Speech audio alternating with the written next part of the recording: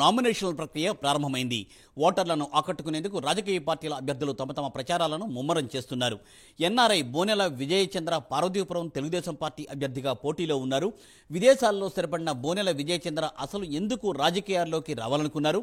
ఎన్నికల ప్రచారంలో ప్రజల నుండి స్పందన ఎలా ఉంది? ప్రజలు ఏం చెబుతున్నారు? ఎటువంటి సమస్యలను తెలియచేస్తున్నారు?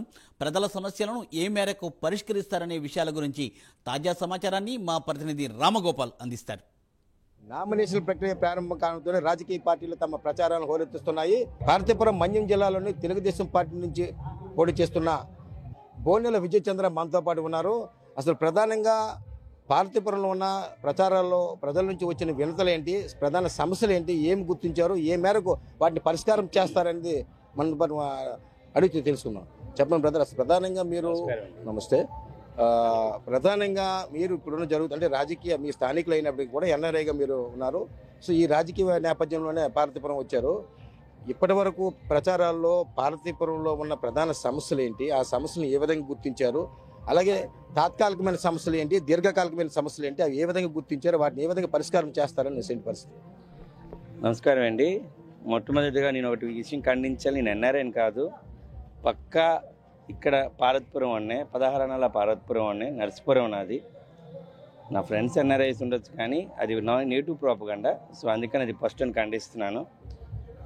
పార్వతీపురం నియోజకవర్గంలో ముఖ్యంగా మౌలిక వసతులు లేవు. స్వతంత్రం వచ్చి ఇన్ని సంవత్సరాలు అయినా కానీ ఇప్పటి వరకు పార్వతీపురం అభివృద్ధి నోచుకోలేదు. ఎంత దారుణం అంటే ఇప్పటికీ మంచినీళ్ళ కోసం ఇబ్బంది పడుతున్నాం. స్వచ్ఛమైన మంచినీళ్ళు దొరకడం చాలా అరుదు.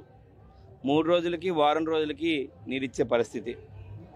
మేమిచ్చే హామీ ఏంటంటే రేపు ఉమ్మడి అభ్యర్థిగా మనం గెలిచిన వెంటనే ఇంటింటికి మంచినీటి కొల ఇచ్చే బాధ్యత, సురక్షితమైన మంచినీటి పథకం కింద ప్రతి ఒక్కరికి సురక్షితమైన నీరు ఇచ్చే పథకాన్ని మేము తీసుకోవడం జరుగుతుంది.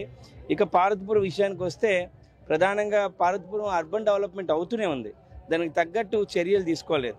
మౌలిక వసతులైన శానిటేషన్ కానీ, మామూలుగా ఇప్పుడున్న దోమల బడద కానీ, అలాగే మనకున్న సాలిడ్ వేస్ట్ మేనేజ్మెంట్ సిస్టమ్ కానీ, ఇక్కడ ఒక డంప్ యార్డ్ తప్ప ఇంకేమీ లేదు.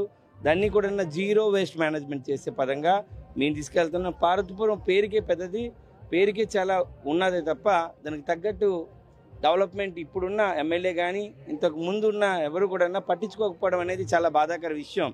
అయితే ఇక్కడ చుట్టుపక్కల ఆల్మోస్ట్ 7-8 మండలాలకి ఇది ఒక పెద్ద టౌన్ అండి. ఈ టౌన్కి తగ్గట్టు సౌకర్యాలు చేయలేకపోయాం. రోడ్ల పరిస్థితి దారుణంగా ఉంది. రోడ్లు ఒకటి, బైపాస్ రోడ్ ఒకటి మేము డైవర్ట్ చేసి హెవీ వెహికల్స్ అని బయటికి పంపించాల్సిన అవసరం ఉంది. అది లాంగ్ టర్మ్ ప్రాజెక్టులో వస్తుంది. షార్ట్ టర్మ్ ప్రాజెక్టులు మంచినీరు, solid waste management, sanitation and దోమలు బడద లేకుండా చూసే బాధ్యత మాది. అలాగే లాంగ్ టర్మ్లో ఇక్కడ హాస్పిటల్ తీసుకురావడం, అలాగే ఇక్కడ మెడికల్ కాలేజ్ తీసుకురావడం అనేది లాంగ్ టర్మ్ ప్రాజెక్ట్స్లో ఉన్నాయి.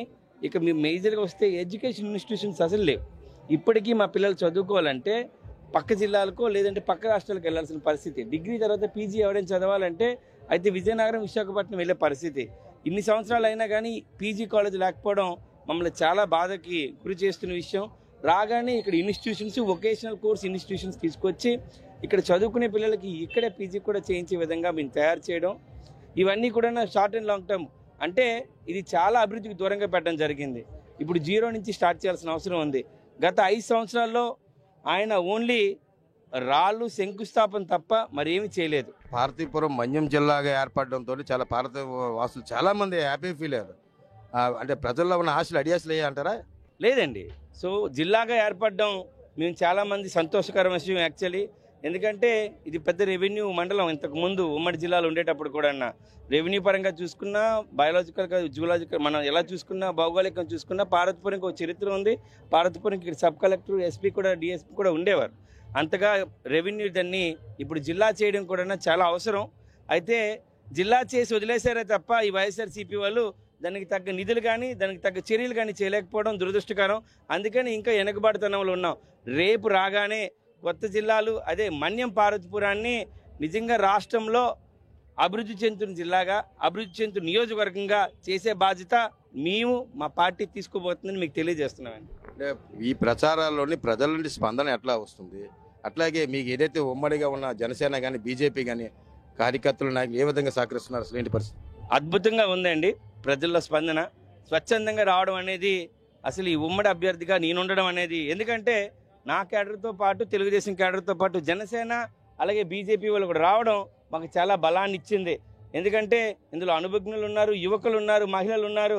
ఒక గ్రేట్ కాంబినేషన్ యాక్చువల్లీ. ప్రధానంగా పార్తీపురంలో ఉన్న దీర్ఘకాలిక సమస్యలపై ప్రత్యేకమైన దృష్టి సారించి ఏదైతే ఉమ్మడి ప్రభుత్వం ఎన్డీఏ ప్రభుత్వం ఏర్పడుతుందో ఆ భాగంలోనే ముఖ్యమంత్రి చంద్రబాబుకు ప్రత్యేకమైన ప్యాకేజీని అడిగి పార్తీపురం పట్టణాన్ని అభివృద్ధి చేస్తామని కూడా రవిచంద్ర తెలియజేశారు. వీడియో జర్నలిస్ట్ కిషోర్తో ప్రైమ్ న్యూస్ విజయనగరం.